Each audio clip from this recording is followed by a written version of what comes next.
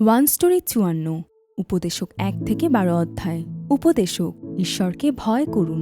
আমাদের বাইবেলকে আলাদা করা বা বাইবেলের পুস্তকগুলিকে ভিন্ন ভিন্ন খণ্ড হিসেবে দেখা উচিত নয়। পদ, অধ্যায়, বই এবং এমনকি পুরাতন ও নতুন নিয়মকেও আলাদা করা উচিত নয়। বাইবেলের ৬৬টি বই একত্রে হল একটি বই এবং একটি গল্প। যদি পূর্বের পুস্তকগুলি না পড়েই আমরা শুধু উপদেশককে একটি ভিন্ন পুস্তক হিসেবে অধ্যয়ন করি, তাহলে সঠিক দৃষ্টিভঙ্গি নিয়ে সঠিক উপসংহারে আসা কঠিন। উপদেশক বইটি পুরাতন নিয়মে ইসরায়েলীয়দের ইতিহাস সম্পর্কে কথা বলে, যা ধ্বংস দিয়ে শেষ হয়। কবিতার বই থেকে ইয়োবে ঈশ্বরের সার্বভৌম কাজগুলি সম্পর্কে এবং গীত সংহিতায় সমস্ত পরীক্ষা ও কষ্টের সময় ঈশ্বরের আশা ও ভয় সম্পর্কে বলে। আর হিতোপদেশের বইয়ে যীশু খ্রিস্ট যিনি হলেন প্রকৃত প্রজ্ঞা, সেই বিষয়ে ব্যাখ্যা করা হয়েছে। উপদেশক বইটি যীশু খ্রিস্টের মাধ্যমে এই অর্থহীন জগতে কিভাবে আমরা এমন একটি জীবনযাপন করতে পারি যা বৃথা যায় না সে সম্পর্কে কথা বলে, এবং পরম গীত যীশু খ্রিস্ট বর এবং ঈশ্বরের সন্তানদের কনের প্রেম সম্পর্কে কথা বলবে। এখন আমরা উপদেশককে দেখব। উপদেশকের লেখক। যদিও সলোমন নামটি উপদেশক গ্রন্থে কখনো দেখা যায় না, কিন্তু আমরা উপদেশক গ্রন্থে এই লেখাগুলির মাধ্যমে লেখকের পরিচয় পাই। জেরুসালেমের রাজা দাউদের পুত্র শিক্ষকের কথা। উপদেশক ১ অধ্যায় ১ পদ। এবং আমি শিক্ষক জেরুসালেমে ইসরায়েলের রাজা ছিলাম। উপদেশক ১ অধ্যায় ১ থেকে ২ পদ। সলোমন ছিলেন দাউদের একমাত্র বংশধর যিনি জেরুসালেমে ইসরায়েলের রাজা ছিলেন। এর কারণ হল সলোমনের পরে রাজাদের দক্ষিণ জিহুদার রাজা এবং উত্তর ইসরায়েলের রাজা বলা হতো। উপদেশক বইটি তার শিক্ষক সম্পর্কে প্রকাশ করে যে শিক্ষকের অনেক প্রজ্ঞা রয়েছে।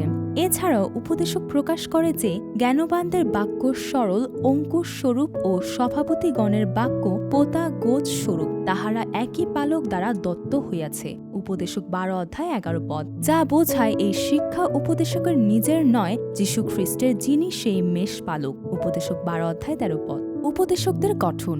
উপদেশক বইটি হল শিক্ষক সলোমনের বিবরণ, দাউদের পুত্র এবং জেরুসালেমের রাজা। তিনি ছিলেন দাউদের পুত্র, জেরুসালেমের রাজা, এবং সেই সময় তার কাছে সমস্ত কিছু ছিল। কিন্তু এর ঠিক পরেই সে বলে, উপদেশক কহিতেছেন অসারের অসার, অসারের অসার, সকলই অসার। উপদেশক ২ অধ্যায় ২ পদ। তিনি অসারতার সম্বন্ধে কথা বলেন, এবং উপদেশক বইটি একজনের নিজের জীবনের উপর ভিত্তি করে অর্থহীনতা এবং সে নিরর্থক জীবন থেকে সত্য মানব কর্তব্য পর্যন্ত ব্যাখ্যা করে। উপদেশকদের উদ্দেশ্য। উপদেশক বইয়ে অর্থহীন অসার শব্দটি ২২টি পদে ২৮ বার দেখা যায়। সলোমন এই উপসংহারে পৌঁছান যে এই পৃথিবীতে তিনি যে সমস্ত পার্থিব শক্তি, সম্মান, সম্পদ এবং নারী সঙ্গ উপভোগ করেছেন তা অর্থহীন, অর্থহীন, একেবারেই অর্থহীন, সব কিছুই অর্থহীন। উপদেশক পুস্তকটি সূর্যের নিচে মনুষ্যদের অসার জীবনযাপনের হতাশা ও নিরাশা প্রকাশ্যে আনে। আরও বলে সূর্যের নিচে মনুষ্যদের কোনো আশা নেই এবং সেই জন্যই আমাদের একজন ত্রাণকর্তার প্রয়োজন। অসারতার অর্থ। বাইবেল সৃষ্টি থেকে বিশৃঙ্খলা, শূন্যতা এবং অন্ধকারের অবস্থা থেকে পুনরুদ্ধারের কথা বলে। প্রকাশ করে সৃষ্টির সময় থেকে এবং ইসরায়েলীয়দের পাপপূর্ণ জীবন এবং যীশু খ্রিস্টকে না জানার জীবন পর্যন্ত। উপদেশক সেই বিশৃঙ্খলা, শূন্যতা এবং অন্ধকারের অর্থহীন থেকে একটি নতুন সৃষ্টির চিত্র উপস্থাপন করেছেন। উপদেশক পুস্তকে অসারতা বলতে সূর্যের নিচে অবস্থিত সকল কিছুকে বোঝানো হয়েছে। প্রজ্ঞা ও জ্ঞানও অসার। উপদেশক বলেন, কেননা প্রজ্ঞার বাহুল্যে মনস্তাপের বাহুল্য হয়, এবং যে বিদ্যার বৃদ্ধি করে সে ব্যথার বৃদ্ধি করে। উপদেশক ১ অধ্যায় ১৮ পদ। তখন আমি মনে মনে বলিলাম, হীনবুদ্ধির প্রতি যাহা ঘটে তাহাই তো আমার প্রতি ঘটে, তবে আমি কি নিমিত্ত অধিক জ্ঞানবান হইলাম? পরে আমি মনে মনে বলিলাম, ইহাও অসার, কেননা হীনবুদ্ধির ন্যায় জ্ঞানবানের বিষয়েও লোকে চিরকাল মনে রাখিবে না, ভবিষ্যৎকালে কিছুই স্মরণে থাকিবে না। আহা, হীনবুদ্ধি যেমন মরে তেমনি জ্ঞানবানও মরে। উপদেশক ২ অধ্যায় ১৫ থেকে ১৬ পদ। এটি প্রকাশ করে যে এই সূর্যের নিচে এই জগতে যে প্রজ্ঞা ও জ্ঞানের অন্বেষণ করা হয় এবং যে জ্ঞান জগতে মূল্যবান সেগুলো অর্থহীন। প্রেরিত পৌল ঈশ্বরের প্রজ্ঞা ও জ্ঞানের মূল্য ঘোষণা করেছিলেন। আমার প্রভু খ্রিস্ট যিশুকে জানা। ফিলিপিয় ৩ অধ্যায় ৮ পদ। যীশু খ্রিস্টের মধ্যে গুপ্ত প্রজ্ঞা ও জ্ঞানের ধন। কলসীয় ২ অধ্যায় ৩ পদ। এবং প্রেরিত পিতর ঘোষণা করেছিলেন, আমাদের প্রভু ও ত্রাণকর্তা যীশু খ্রিস্টের অনুগ্রহ ও জ্ঞানে বৃদ্ধি পাও। 2 পিতর 3:18 পদ। হাসি এবং আনন্দ অসার।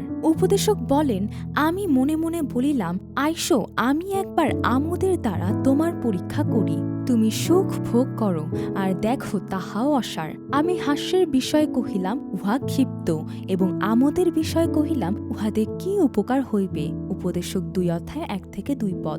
এই পৃথিবীতে এই সূর্যের নিচে আনন্দ সম্বন্ধে কথা বলা অর্থহীন, কিন্তু যারা যীশু খ্রিস্টের রয়েছে তাদের জন্য প্রকৃত আনন্দ রয়েছে। প্রেরিত পৌল বলেছিলেন, সর্বদা আনন্দ করো, সর্বদা প্রার্থনা করো, সর্ব বিষয়ে ধন্যবাদ দাও, কেননা খ্রিস্ট যীশুতে তোমাদের জন্য ঈশ্বরের এই ইচ্ছা। 1 থিসলনিকীয় 5:16-18 পদ। এটি সূর্যের নিচে বিশ্বের আনন্দ নয়, বরং ঈশ্বরের মাধ্যমে যীশু খ্রিস্টে থাকার আনন্দ। পরিশ্রম অর্থহীন। উপদেশক বলেন, ইহাও অসার ও বড় মন্দ। তবে সূর্যের নিচে মনুষ্য যে সকল পরিশ্রমে ও হৃদয়ের উদ্বেগে পরিশ্রান্ত হয়, তাহাতে তাহার কি ফল দর্শে? কেননা তাহার সমস্ত দিন ব্যথাযুক্ত এবং তাহার কষ্ট মনস্তাপজনক। রাত্রিতেও তাহার হৃদয় বিশ্রাম পায় না, ইহাও অসার। উপদেশক 2:22-23 পদ। পরে আমি সমস্ত পরিশ্রম ও সমস্ত কার্যকৌশল দেখিয়া বুঝিলাম, ইহাতে মনুষ্য প্রতিবাসীর ঈর্ষাভাজন হয়, ইহাও অসার ও বায়ুর অনুধাবন মাত্র। উপদেশক 4:4 পদ। কোন ব্যক্তি একা থাকে, তাহার দ্বিতীয় কেহ নাই, পুত্রও নাই, ভ্রাতাও নাই, তথাপি তাহার পরিশ্রমের সীমা নাই, তাহার চক্ষু ও ধনে তৃপ্ত হয় না। সে বলে, তবে আমি কাহার নিমিত্ত পরিশ্রম করিতেছি ও আপন প্রাণকে মঙ্গল হইতে বঞ্চিত করিতেছি? ইহাও অসার ও ভারী কষ্টজনক। উপদেশক 4:8 পদ। যার অর্থ, এই সূর্যের নিচে আমরা এই জগতে যে সমস্ত পরিশ্রম করি তা অর্থহীন, কিন্তু যারা যীশু খ্রিস্টের রয়েছে তাদের সমস্ত পরিশ্রম বৃথা যায় না। প্রেরিত পৌল ঘোষণা করেছিলেন, অতএব হে আমার প্রিয় ভাতৃগণ, সুস্থির হও, নিশ্চল হও, প্রভুর কার্যে সর্বদা উপচিয়া পড়ো, কেননা তোমরা জানো যে প্রভুতে তোমাদের পরিশ্রম নিষ্ফল নয়। 1 করিন্থীয় 15:58 পদ। সৎ ও দুষ্টদের কাজও অসার। উপদেশক বলেন, দুষ্কর্মের দণ্ডাজ্ঞা তরাই সিদ্ধ হয় না, এই কারণ মনুষ্য সন্তানদের অন্তঃকরণ দুষ্কর্ম করিতে সম্পূর্ণরূপে রত হয়। পাপী যদিও শতবার দুষ্কর্ম করিয়া দীর্ঘকাল থাকে, তথাপি আমি নিশ্চয় জানি, ঈশ্বর ভীত লোকদের, যাহারা ঈশ্বরের সাক্ষাতে ভীত হয়, তাহাদের মঙ্গল হইবে, কিন্তু দুষ্ট লোকের মঙ্গল হইবে না ও সে দীর্ঘকাল থাকিবে না, তাহার আয়ু ছায়াস্বরূপ, কারণ সে ঈশ্বরের সাক্ষাতে ভীত হয় না। পৃথিবীতে এই অসারতা সাধিত হয়।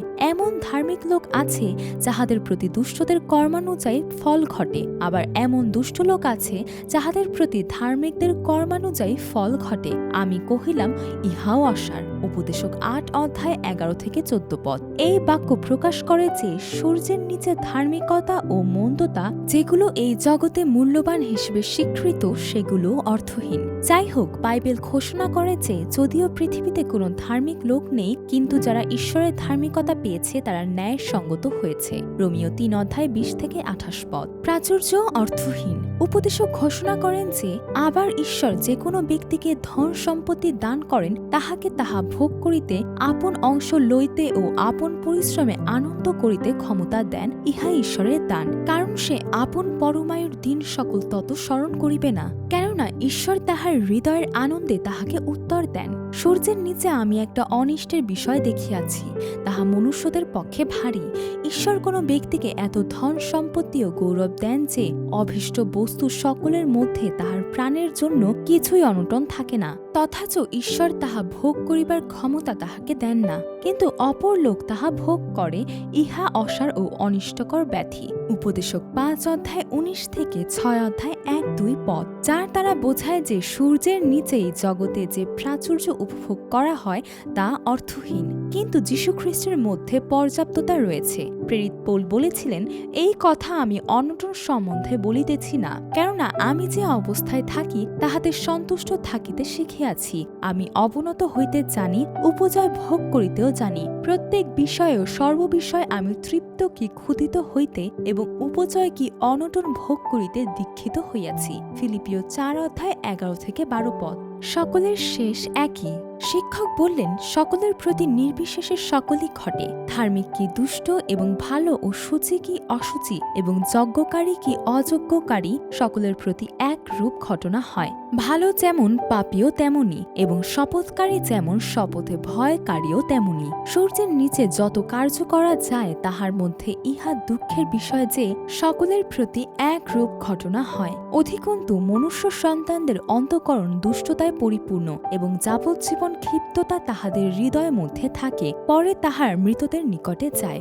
উপদেশক 9 অধ্যায় 2-3 পদ, যা বলে যে এই জগতে ধার্মিকতা, মঙ্গল ভাব, পরিষ্কার পরিচ্ছন্নতা এবং বলিদানের মতো যা কিছু মূল্যবান বলে স্বীকৃত সেগুলো সবই অর্থহীন। সূর্যের নিচে এবং যীশু খ্রিস্টের দিকে। সুতরাং কিভাবে আপনি সূর্যের নিচে আপনার শ্রমের অর্থহীনতা থেকে মুক্তি পেতে পারেন? উত্তরটি খুঁজে বের করাই হলো লক্ষ্য। প্রেরিত পৌলের মতে, অতএব তোমরা যখন খ্রিস্টের সহিত উত্থাপিত হইয়াছ তখন সে ঊর্ধ্বস্থানের বিষয় চেষ্টা করো, যেখানে খ্রিস্ট আছেন, ঈশ্বরের দক্ষিণে বসিয়া আছেন। ঊর্ধ্বস্থ বিষয় ভাবো, পৃথিবীস্থ বিষয় ভাবিও না। কেননা তোমরা মরিয়াছ এবং তোমাদের জীবন খ্রিস্টের সহিত ঈশ্বরে গুপ্ত রহিয়াছে। কলসীয় 3 অধ্যায় 1-3 পদ। উপরের বিষয়গুলো অনুসরণ করাই হলো যীশু খ্রিস্টের জীবন। আমরা যীশু খ্রিস্টে রূপান্তরিত হয়েছি। প্রেরিত পৌল বলেছেন, আর তিনি সকলের জন্য মরিলেন, যেন যাহারা জীবিত আছে তাহারা আর আপনাদের উদ্দেশ্যে নয়, কিন্তু তাহারই উদ্দেশ্যে জীবন ধারণ করে, যিনি তাহাদের জন্য মরিয়াছিলেন ও উত্থাপিত হইলেন। 2 করন্থীয় 5 অধ্যায় 15 পদ। উপদেশক বলেন, তিনি সকলেই যথাকালে মনোহর করিয়াছেন, আবার তাহাদের হৃদয়ের মধ্যে চিরকাল রাখিয়াছেন। তথাপি ঈশ্বর আদি অবধি শেষ পর্যন্ত যে সকল কার্য করেন, মনুষ্য তাহার তত্ত্ব বাহির করিতে পারে না। উপদেশক 3 অধ্যায় 11 পদ। আমাদের অনন্তকালের জন্য একটি হৃদয় রয়েছে, কারণ আমরা স্বর্গ থেকে এসেছি। প্রেরিত পৌল বলেছিলেন, কারণ আমরা স্বর্গপুরীর প্রজা, আর তথা হইতে আমরা ত্রাণকর্তার প্রভু যীশু খ্রিস্টের আগমন প্রতীক্ষা করিতেছি। ফিলিপিও 3 অধ্যায় 20 পদ। উপদেশক 7 অধ্যায় 28 পদে বলা হয়েছে, আমার মন এখনো যাহার অন্বেষণ করিয়া আসিতেছে তাহা আমি পাই নাই। সহস্রের মধ্যে একজন পুরুষকে পাইয়াছি, কিন্তু সেই সকলের মধ্যে একটি স্ত্রী লোককেও পাই নাই। এর অর্থ এই নয় যে একজন পুরুষ আছে কিন্তু মহিলা নেই, বরং এটিকে এভাবে দেখা উত্তম যে বর যীশু খ্রিস্টের সাথে দেখা করতে পারে এমন কোণে খুঁজে পাওয়া যায়নি, কারণ ধার্মিক কেউ নেই। অতএব এর অর্থ হলো যে আমাদের একজন ত্রাণকর্তার প্রয়োজন। উপদেশক বলেন, একজন অপেক্ষা 2 জন ভালো, কেননা তাহাদের পরিশ্রমের সুফল হয়। কারণ তাহারা পড়িলে একজন আপন সঙ্গীকে উঠাইতে পারে, কিন্তু ধিক তাহাকে যে একাকী, কেননা সে পড়িলে তাহাকে তুলিতে পারে এমন দোসর কেহই নাই। আবার 2 জন একত্র শয়ন করিলে উষ্ণ হয়, কিন্তু একজন কেমন করিয়া উষ্ণ হইবে? আর যে একাকী, তাহাকে যদ্যপি কেহ পরাস্ত করে, তথাপি 2 জন তাহার প্রতিরোধ করিবে, এবং ত্রিগুণ সূত্র শীঘ্র ছিঁড়ে না। উপদেশক 4 অধ্যায় 9-12 পদ। যার অর্থ, একা পাপী মানুষের কোনো পথ নেই, কিন্তু নিখুঁত যীশু খ্রিস্টের মধ্য দিয়ে উত্তম পুরস্কার পাওয়া যেতে পারে। রোমিও 5 অধ্যায় 15-19 পদ। তাই উপদেশক বলেন, ভোজের গৃহে যাওয়া অপেক্ষা বিলাপ গৃহে যাওয়া ভালো, কেননা তাহা সকল মনুষ্যের শেষ গতি, এবং জীবিত লোক তাহাতে মনোনিবেশ করিবে।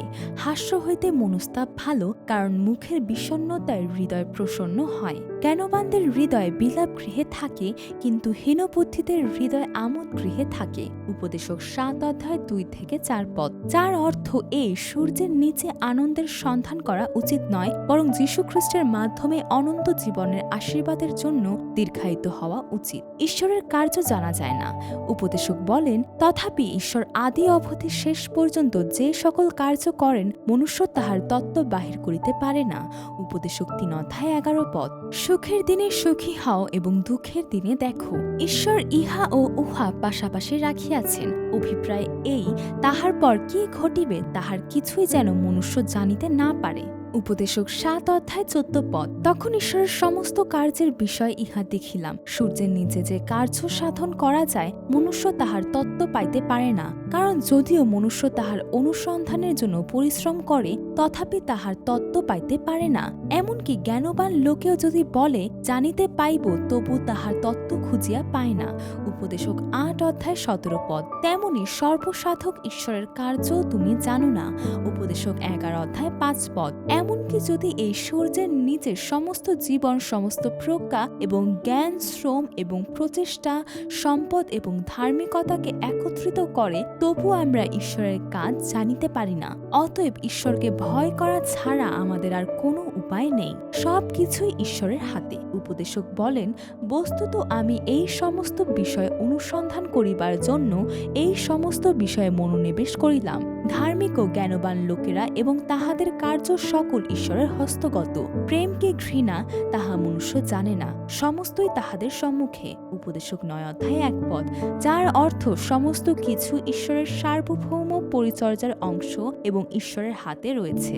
উপদেশক ঘোষণা করেন, আর তুমি যৌবনকালে আপন সৃষ্টিকর্তাকে স্মরণ করো, যেহেতু দুঃসময় আসিতেছে এবং সেই বৎসর সকল সন্নিকট হইতেছে, যখন তুমি বলিবে, ইহাতে আমার প্রীতি নাই। তৎকালে সূর্য, দীপ্তি, চন্দ্র ও তারাগণ অন্ধকারময় হইবে এবং বৃষ্টির পরে পুনর্বার মেঘ ফিরিয়া আসিবে।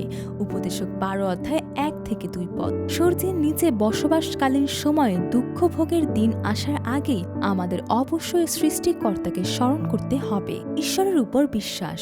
উপদেশক ব্যাখ্যা করেন যে ঈশ্বরের ইচ্ছা ছাড়া সূর্যের নিচে জীবনের সমস্ত পরিশ্রম অর্থহীন। তাই তিনি বলেছিলেন এই সূর্যের নিচে বিশ্বকে অনুসরণ না করে একই সূর্যের নিচে ঈশ্বরের উপর নির্ভরশীল জীবনযাপন করতে। তিনি বলেছিলেন ঈশ্বরের সময় সবকিছু করা হবে এবং তিনি বলেছেন সমস্ত পরিস্থিতিতে আনন্দ করতে। এই ধরনের আনন্দ কেবল ঈশ্বরের ওপর সম্পূর্ণ আস্থা থেকে আসতে পারে। উপদেশকদের উপসংহার, ঈশ্বরকে ভয় করুন। উপদেশক ঘোষণা করেন, আইসো আমরা সমস্ত বিষয়ের উপসংহার শুনি। ঈশ্বরকে ভয় করো ও তাহার আজ্ঞা সকল পালন করো, কেননা ইহাই সকল মনুষ্যের কর্তব্য। কারণ ঈশ্বর সমস্ত কর্ম এবং ভালো হোক কি মন্দ হোক সমস্ত গুপ্ত বিষয়ে বিচারে আনিবেন।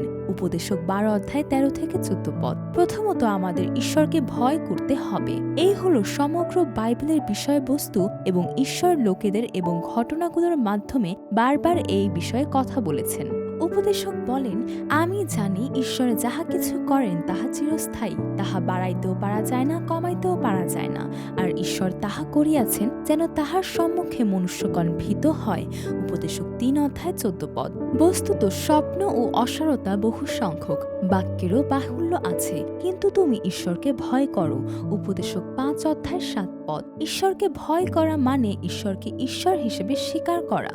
বাইবেল সতর্ক করে যে ঈশ্বরকে ভয় না করা মন্দ। ভয় হলো সেই হৃদয় যা ঈশ্বরকে ভালোবাসে এবং ভয় করে, যিনি প্রতিটি ভালো বা মন্দ কাজের বিচার করেন। দ্বিতীয়টি হলো তার আদেশ পালন করা। মোশের 5টি বই পেন্টাটিউকের উপর ভিত্তি করে ওল্ড টেস্টামেন্টের আইন এই শব্দগুলি দিয়ে শুরু হয়, এই নিয়মের কথা যে কেহ না মানিবে সে শাপগ্রস্ত হোক। জিরোমীয় 11:3 মিশর দেশ হইতে সেই লোহের হাপড় হইতে তোমাদের পিতৃপুরুষ দিগকে বাহির করিয়া আনিবার দিনে আমি তাহাদিগকে তাহা আদেশ করিয়াছিলাম, বলিয়াছিলাম, তোমরা আমার রবে অবধান করিও এবং আমি তোমাদিগকে যে সকল আজ্ঞা দেই তাহা পালন করিও, তাহাতে তোমরা আমার প্রজা হইবে এবং আমি তোমাদের ঈশ্বর হইব। জিরোমীয় 11:4 কিন্তু যেহেতু ঈশ্বর ইতিমধ্যে জানতেন যে ঈশ্বরের লোকেরা এই চুক্তি রাখতে পারবে না, তাই তিনি জগৎ সৃষ্টির আগে যীশু খ্রিস্টের মাধ্যমে ক্রুশের সুসমাচার এবং ঈশ্বরের ধার্মিকতার মাধ্যমে পরিত্রাণের পরিকল্পনা করেছিলেন। এই কারণে পুরাতন নিয়মের ইতিহাসের পরে ঈশ্বর নতুন চুক্তি সম্পর্কে বলেছিলেন। সদাপ্রভু বলেন, দেখো, এমন সময় আসিতেছে যে সময় আমি ইসরায়েল কুলের ও জিহুদা কুলের সহিত এক নূতন নিয়ম স্থির করিব। মিশর দেশ হইতে তাহাদের পিতৃপুরুষদিগকে বাহির করিয়া আনিবার জন্য তাহাদের হস্তগ্রহণ করিবার দিনে আমি তাহাদের সহিত যে নিয়ম স্থির করিয়াছিলাম সেই নিয়মানুসারে নয়। আমি তাহাদের স্বামী হইলেও তাহারা আমার সেই নিয়ম লঙ্ঘন করিল, ইহা সদাপ্রভু কহেন। কিন্তু সেই সকল দিনের পর আমি ইসরায়েল কুলের সহিত এই নিয়ম স্থির করিব, ইহা সদাপ্রভু কহেন। আমি তাহাদের অন্তরে আমার ব্যবস্থা দিব ও তাহাদের হৃদয়ে তাহা লিখিব এবং আমি তাহাদের ঈশ্বর হইব ও তাহারা আমার প্রজা হইবে। জিরোমীয় 31:31-33 এর অর্থ হল ঈশ্বর চুক্তির নির্বাহক হিসেবে কাজ করবেন। আর সেই ব্যক্তি যখন জিজ্ঞাসা করেছিলেন ব্যবস্থার মধ্যে সবচেয়ে বড় আজ্ঞা কোনটি, যিশু উত্তর দিয়েছিলেন, তিনি তাহাকে কহিলেন, তোমার সমস্ত অন্তঃকরণ, তোমার সমস্ত প্রাণ ও তোমার সমস্ত মন দিয়ে দিয়া তোমার ঈশ্বর প্রভুকে প্রেম করিবে, এটি মহৎ ও প্রথম আজ্ঞা। আর দ্বিতীয়টি ইহার তুল্য, তোমার প্রতিবাসীকে আপনার মতো প্রেম করিবে। এই দুইটি আজ্ঞাতে সমস্ত ব্যবস্থা ও ভাববাদী গ্রন্থ ঝুলিতেছে। মথি 22:37-40 পদ। এক নূতন আজ্ঞা আমি তোমাদিগকে দিতেছি, তোমরা পরস্পর প্রেম করো, আমি যেমন তোমাদিগকে প্রেম করিয়াছি, তোমরাও তেমনি পরস্পর প্রেম করো। যোহন 13:34 পদ। এই জন্যই পৌল বলেছিলেন, প্রেম প্রতিবাসীর অনিষ্ট সাধন করে না, অতএব প্রেমই ব্যবস্থার পূর্ণ সাধন। রোমিও 13:10 পদ। তাই ঈশ্বরের যে নিয়ম, আজ্ঞা ও আইনগুলো আমাদের মেনে চলতে হবে, সেগুলো হলো ঈশ্বরকে প্রেম করা, এমনকি শত্রুদেরও প্রেম করা। উপদেশক বইটি ঘোষণা করে যে এটি মানুষের কর্তব্য। অতএব উপদেশক ইয়োব, গীতসংহিতা এবং হিতোপদেশ থেকে ভিন্ন দৃষ্টিকোণ থেকে লোকদের দোষারোপ করেন, যারা রাজা হয়েছিলেন এবং যাত্রার পরে এই পৃথিবী সবকিছু বলে মনে করেছিলেন। তাদের বলেছিলেন যে এই পৃথিবীতে তাদের সমস্ত প্রচেষ্টা অর্থহীন। এটি এও নির্দেশ করে যে ঈশ্বরকে ভয় করে জীবনযাপন করা আমাদের কর্তব্য, কারণ আমরা ঈশ্বরের কাজ সম্বন্ধে জানতে পারি না। এখন আরও বেশি করে ত্রাণকর্তা যীশুখ্রিস্টের কাজ এবং চিত্র প্রকাশিত হচ্ছে। এখন কবিতার শেষ বই পরম গীতে আমরা ঈশ্বরের সন্তানদের প্রতি বর যীশুখ্রিস্টের ভালোবাসা দেখতে পাব। ওয়ান স্টোরি অব্যাহত থাকবে। আমেন।